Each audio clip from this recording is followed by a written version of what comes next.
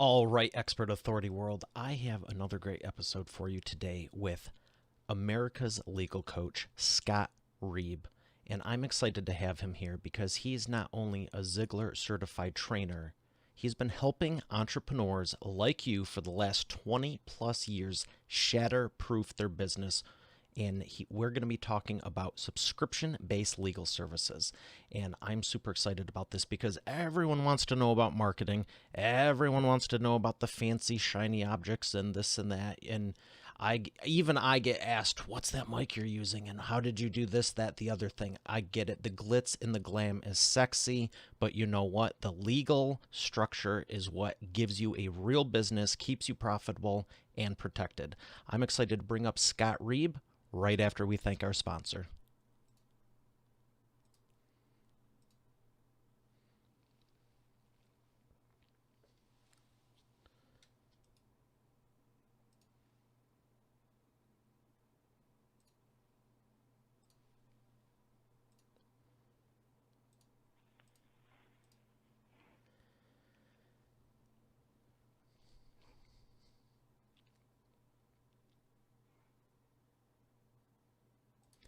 Here he is, ladies and gentlemen, Mr. Scott Reeb. How are you doing, Scott?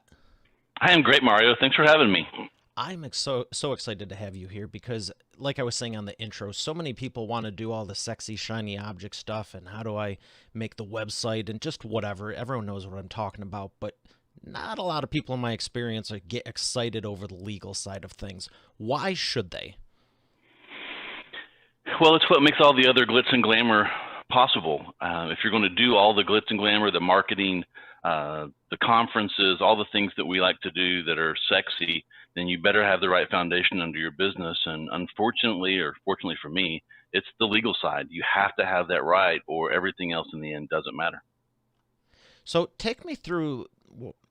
We have a time for about, I don't know, 3, 4, 5 ways. I'm sure there's dozens, but I want to know how to shatterproof your business and my business, and what should people be looking for? Sure. And in my book, 5 Proven Strategies to Shatterproof Your Business, we take you through some real simple ways that you can do this. The first one is to assemble what I call a team of key advisors. You may have heard it called a board of advisors. And this isn't hard to do, right? It doesn't take rocket science, and it doesn't take money necessarily to do this, not a lot. No, but the first person you want on that board of advisors is you want to have a CPA. Right? A CPA is the person that's going to help you set up your books.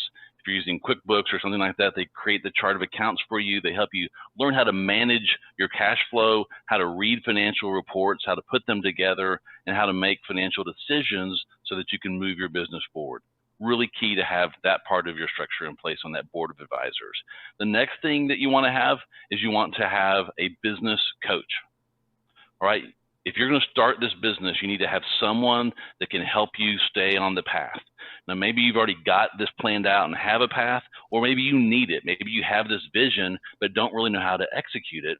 Well, a business coach can help you do that and hold you accountable to the action steps that you should be taking to get from A to C, and then from C to E, right? It's all baby steps. And then the next key advisor that you need is you need a banker.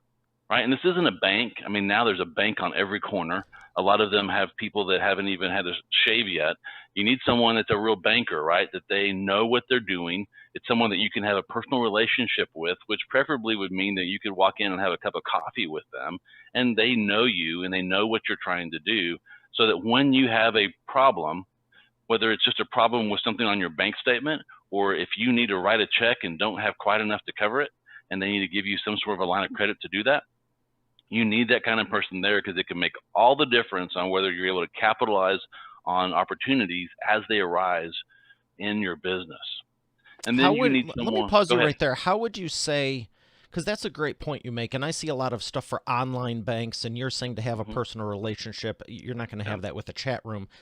And let's say I'm thinking of some banks right now, including mine, where I business bank through and personal and other stuff, but you can't just walk into one.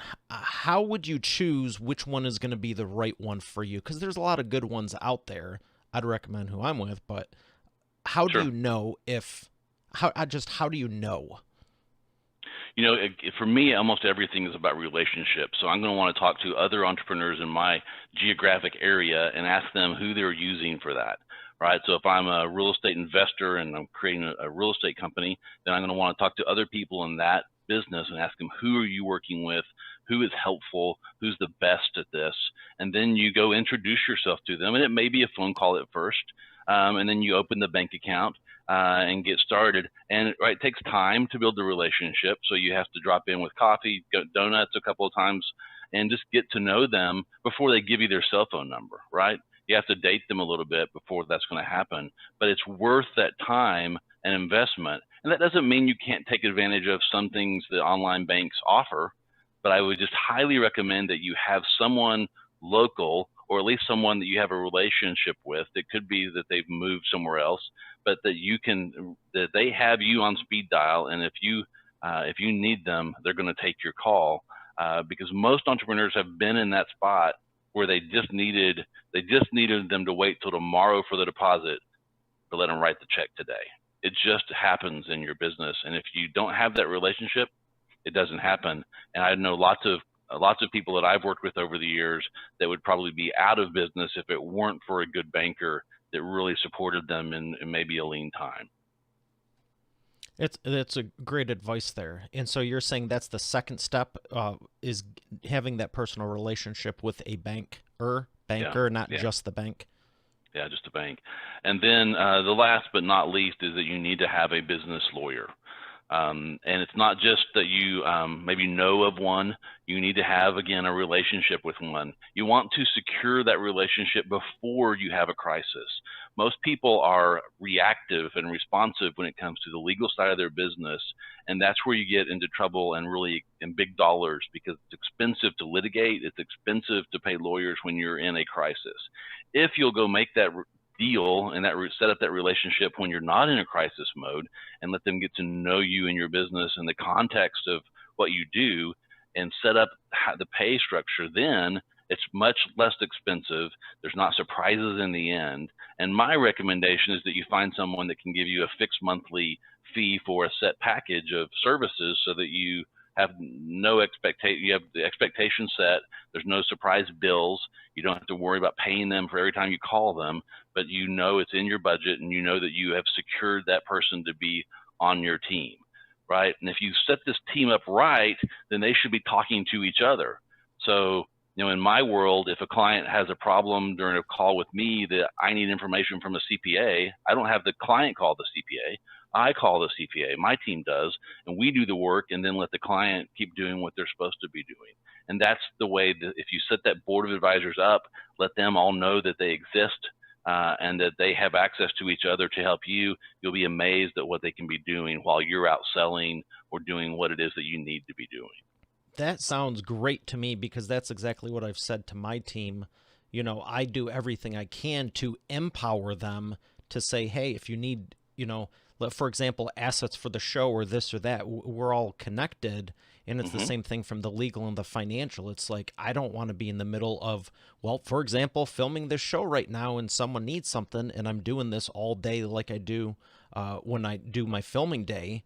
Is I do these back to back, and you're not going to get me while I'm doing them. So, I don't want 2 or 3 days to go by just because you can't reach me. And that's a great piece of advice, because, and I really want to stress it, because I see so many entrepreneurs when I'm helping them publish their business books. It's like, 1 week they're all excited, they're moving gung-ho with it, and the next week I can just sense it. I've done it long enough, and I'm like, what's going on? And they're like, oh, whatever. And I'm like, why don't you empower them? And I believe it's a trust thing. They, it's like you have to let go. Like I say, let go and let God. And it's like you have these people in your life to support you. And if they're not,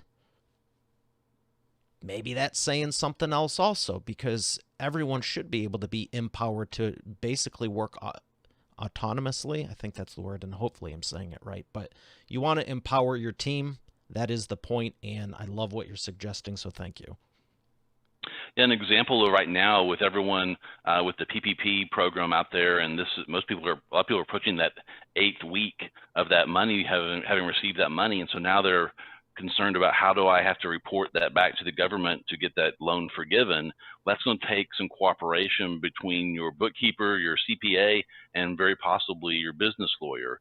And so if you don't have that set up for them to work in a synergistic way, it's going to be a real time drain for you as an entrepreneur, where it shouldn't be. They should be doing that in the background. How long would you say someone should expect? Because I know that managing expectations is probably one of the most overlooked things in business. You know, and you're given a lot of great expert authority insights here, truly, but someone might think it only takes a week and someone else might think it might take 2 months. What is a realistic expectation to go from wherever they're at to having it structured the way they should, like you're suggesting? Oh, I think it could easily take you the first 90 to 120 days of a startup business to find that team of advisors. It really could. And so if you had to prioritize them, I would want to get the CPA and lawyer online first, so that you had those anchors of money and the legal structure set up. And then I'd very quickly want to bring on the business coach and banker. And then the last one I'd want to bring on that we hadn't gotten to yet is an insurance advisor that can tell you what coverages you need to fill in the gaps, so that if when something does go wrong, it's not if, it's when, then you've got the coverage in place so that you don't have to panic, and you know that there's going to be someone jump in and defend you, and then pay if something's happened that there was negligence, something happened, that's why the insurance there, you want to take care of. But you have to know what coverages to get, and most entrepreneurs don't know. You need someone to advise you what's available and what makes the most sense. And so you need that person on that board. Now, what if someone isn't a startup and they've already been in business 5, 10, 15, 20 years and they're still not set up? Would it still be the same 90 to 120 days? It should be faster at that point, because they should have some kind of a network already set up to be able to very quickly ask people who are the go-to people in these key seats, and then set up at least Zoom calls with them, if not meet in person, and ask them if they're willing to work with them in that capacity. And you have to explain what you're trying to do, right? That you're trying to set up this key team of advisors or a board, so that the expectation is right for these professionals. Because if they don't work that way, then you don't want them. So you need to make sure that they're willing to be part of a team approach to help you. And a lot of them are, but some people aren't. They just want to do their thing and not have to worry about anything else. So make sure you're asking those kind of questions when you're doing this. But yeah, if you're existing, you should be able to ramp this thing up in 30 to 60 days. If you really want to get this thing right, then you should be able to do that pretty fast. Well, you just answered the next question, and it was how long should it be? So you're saying 30 to 60 days, not 60 to 90 even? Yeah. It should not be that hard if you've been in business 5 years. Okay, excellent. Yeah. So you're obviously giving great insights. How did you get into this? Well, that's a long question. I got into the law kind of a weird way. I was selling phone systems for AT&T in Tulsa, and had a contract issue with them back in '91. And when I went to a lawyer to see how to work it out, they told me that I had a great case, but that I couldn't afford to litigate it. So I did what every normal person would do. I applied for law school and started becoming a lawyer. I didn't want that to happen to me anymore. I wanted to be empowered. And so I took that opportunity. I was 25, went to law school, and it was a great experience. And then I started working as a lawyer and doing litigation, which I thought would be really fun. It looks fun on TV, but when you really get into it, it's really hard work, and that's okay. Hard work's good, but I would spend hour upon hour on these phone conferences with engineers and patent lawyers, billing my clients by the hour, and just bored to death, and feeling like I really wasn't giving the client any value. I wasn't really helping. At some point I guess it took a case to resolution, but it just didn't feel right.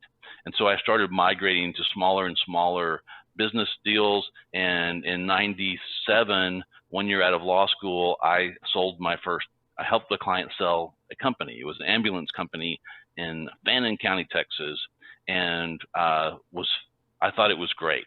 I got paid by a percentage of the sales price. So I didn't get paid unless I delivered value. I loved that. And we did a great job. The senior partner at the firm helped me, and we put together a great package, sold it, and they were thrilled. And so I got a taste for the business side of things then. And so I started transitioning at that point to working with smaller businesses and doing contingent type work, and did a lot more litigation at that point, but it still seemed like I was more personally connected, giving more value. And then I ran into a problem in 2012, or at least started realizing I had a problem, and that I wasn't getting a lot of repeat business. My clients weren't calling me all the time. They didn't really like me that much, I guess. And so I started talking to business coaches because I had this idea of the problem was that they didn't like the way you pay lawyers. Traditionally, you pay lawyers by the hour, right? You give them a big retainer. They've got an hourly rate. Mine's $500 an hour, and you bill against that. And so every time you touch their file, you bill some minimum charge. If they call you, there's a minimum charge, right? And so every time, if there's a built-in incentive for the lawyer to spend more time on that project because they'll make more money. And the clients, I think, inherently know that, and they also know that if they call you, money's going to fly out of their pocket. So what my clients were doing was flipping a coin, going to Google, dialing a friend, calling Regis Philbin, whatever they could do besides call me, because they didn't want to spend money on that problem. And so they would make a mistake and then have to call me to fix it. And then it would cost way too much to fix it, and they'd be upset at the end, even though we got the result they wanted, because it cost too much. And so they go away. So we created a subscription model so that there's a set monthly fee with set services that they can count on being able to communicate regularly with our team. We call it on-demand legal. So you don't have to make decisions in a vacuum. You can make them with real legal advice, business advice, and make the best possible decision and move forward with confidence. Is it always going to be the right decision? No, not always. But you're going to make a lot better decisions than you would have before. And we're going to be set up in a way to jump on the ones that aren't perfect to resolve them more quickly, because you've got part of your subscription plan is the pre-litigation, so that you're not having to go pay a retainer and deal with, some demand letter, or maybe someone owes you money. You're able to deal with that stuff. And so that's how we solve that problem. And that's kind of how we got to this point here in 2020, where we've been doing subscription model legal services for 7+ years. Wow, that's fantastic to hear, and I love the story because I at one point was looking into law school myself. I've always loved helping people, and I saw it as a way that you can do that, and it sounds very much in the same vein of what you were saying, as I wanted to be empowered and not be stuck in that position, because so many people, that's just what this case is, that they're good people, and people take advantage of them simply because they just don't know what to do and can't get the help. I think it was Thomas Jefferson, one of my favorite quotes, all it takes for evil to prevail is for good people to do nothing. Do nothing. And nowadays it seems like even when they try to do something, it's not that they're doing nothing, there's so much litigation and this and that and red tape. It's like you need someone to navigate that. I'm proud to say my nephew Joseph is an attorney now, so we still have one in the family. I actually believe we have a couple, but he's the one who came to mind, and I think it's great that you're out there advocating for the entrepreneurs and the business owners, because we prefer doing other stuff, and you still need it, and I know it's important, so thank you. Yeah, thank you. You're welcome. So as far as your subscription model is concerned, do you have one flat price, or do you have different tiers depending on what someone's getting? Yeah, we have 3 different levels depending on how much they want. There's, maybe you're very entrepreneurial and starting 5 or 6 different companies a year, and so you need to have some entity formation built in, or you have lots of contracts to review. Then you would start at a higher tier, and then their highest tier, when we were basically at that point, you're outside legal counsel, general counsel. It's very hands-on at that point. And so it just depends what level the client is. Sometimes it's how much money they're making. Sometimes it's if they've already had lawyers before and kind of know how to use them, because it's kind of it's a learning curve. It's a culture change, because they've never had a lawyer before, and they don't really know what to do with one. It's like I'm trying to work with a new virtual assistant, and I'm having trouble giving her things to do because I'm just not used to that. I'm used to having either doing it myself or my team here does it. And so it's just been a learning curve. And it's that way with hiring a lawyer if you've never used one. And so it takes a little time. So there's no reason to jump up to a really high level if you're not ready for that. And so people kind of move through the plan, and sometimes they move down too, depending on what's happening in their business. And that's great. You have that option because, like you're saying, anytime you do anything new, I mean, whether it's a virtual assistant, hiring a lawyer, that's a tongue twister, hiring a lawyer, publishing a book, doing a show, interviewing, anything new, there's for sure going to be a learning curve. But then, like you said, the key thing, the culture difference is how do you make this work for everyone? Because I've hired people that they just get me and get the workflow and they want to be a team player. And I was telling someone recently, a good friend of mine who's another entrepreneur, and I was like, you can train almost anyone on anything. You need to have the right person. You know, because so many people say, well, I've had so-and-so for so many years, or a team of people, or this and that. And it's like, yeah, they might be the key person, but just like the prettiest girl in the room, she might know it and act like it. And that may be desirable or not, depending on who you are. And Right.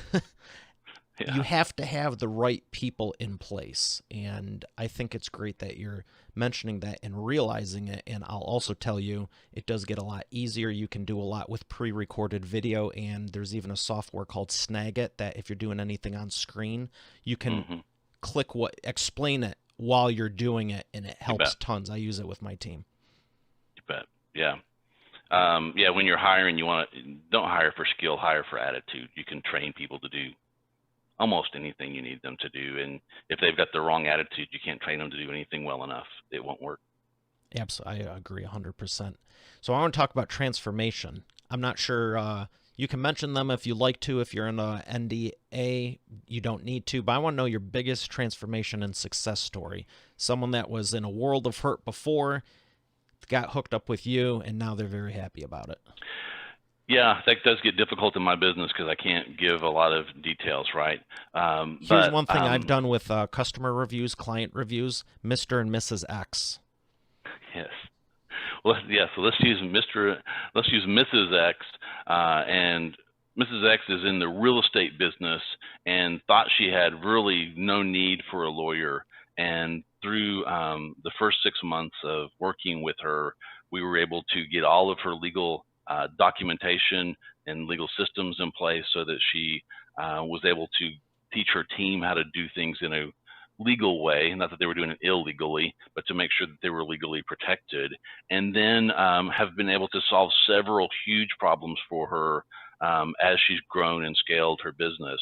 Another one that I can actually even talk about the name, an online fitness I would say guru, Sean Garner, came on board about 2 years ago. And in that online space, especially in the fitness space, you're doing a whole lot of different things, and you're doing brand deals and modeling type things. And he was getting contracts right and left. And there was a contract that before he had us, he would have just signed. But right before he signed it, he sent that thing into the team. When we get contracts, we review them. You get back a memo that says, hey, here's the problem areas. Here's what we would recommend how you change it. They may or may not change it, but these are the recommendations. And when he read those recommendations, he realized that had he signed it, it would have cost him about $20,000 that he didn't understand. And so he didn't sign that deal and save $20,000. And he's since then been a great referral source for us because he understands the value of just having that extra set of eyes on things. That especially it's just outside, just a little bit outside of what you do, right? I mean, he's really good at what he does, but he's not someone that is supposed to be reviewing contracts. And if you're doing that yourself, you can really make some big mistakes and not know it until it's too late.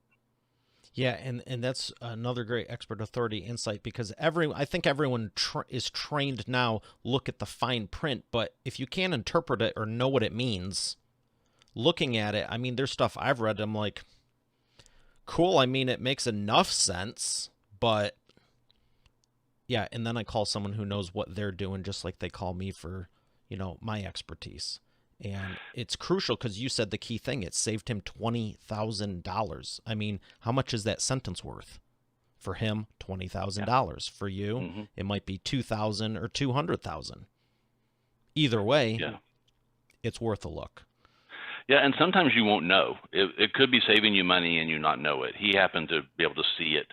It was real money that he would have actually had it come out of his pocket.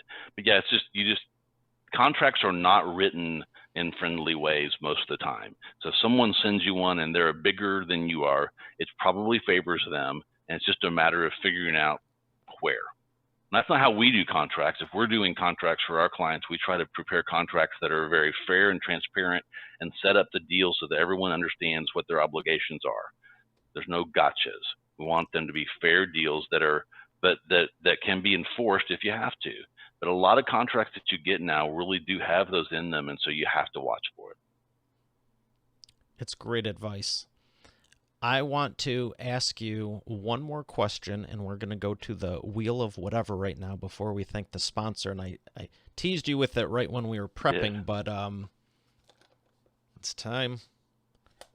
We're going to pretend the question's on here, and it always ends up right where I need it to. I love that. Who is someone you would love to have as a client, and what would you like to help them with? Oh, wow.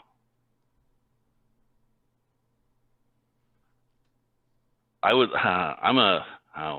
Since we're on a podcast, and I love doing these podcast interviews. One of my podcasting heroes is JLD with Entrepreneur on Fire. I would love to have him as a client.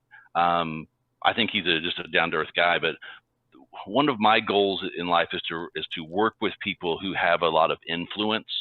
You mentioned at the first of the show that I work with the Zig Ziglar company. The reason I work with them is because they have a huge influence. I mean, Zig influenced millions while he was alive, and they still are.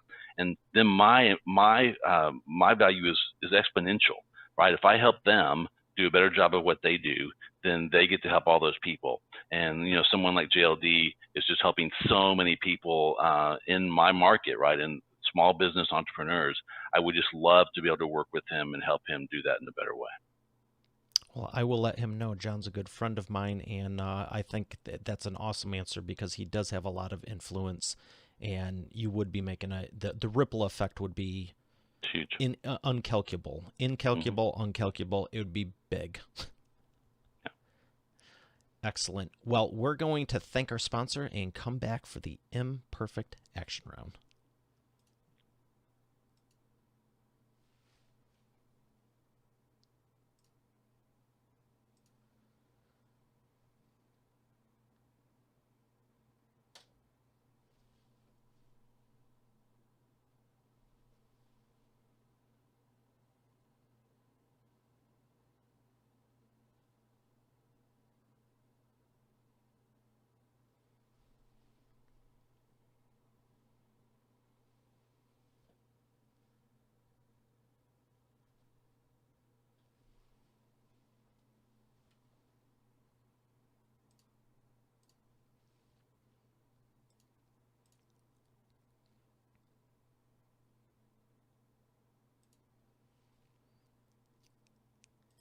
And we are back with the Imperfect Action Round.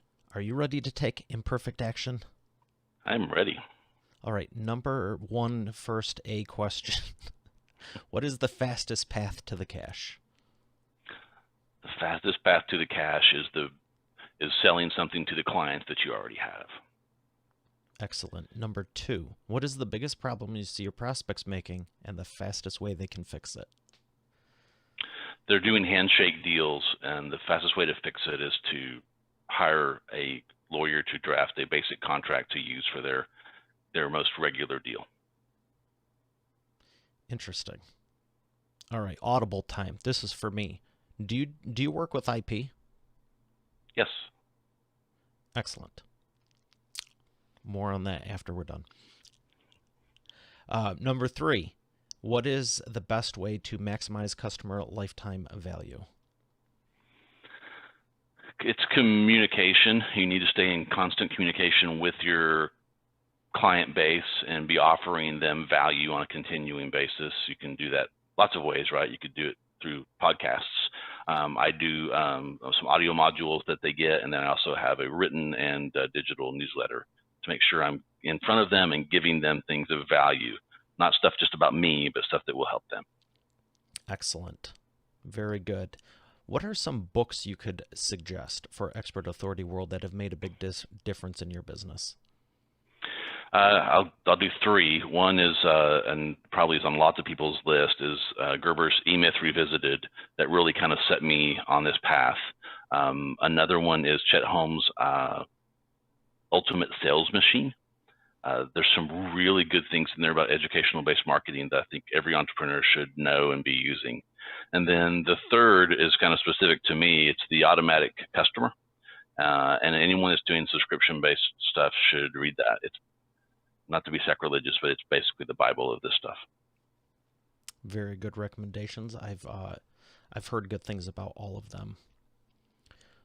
Well, I have enjoyed this. I appreciate your time. And where would you like everyone to go to learn more about you? You know, it'd be great if they would go to reblaw.com/expert authority. And we've created a website there that they can go to, and they can book a session with me for free. It'll be me, not someone else here. We'll do a 20-minute laser legal coaching session and really try to help you as an entrepreneur get some value out of that time. And then you can download my book, 5 Strategies, that we've talked about today for free.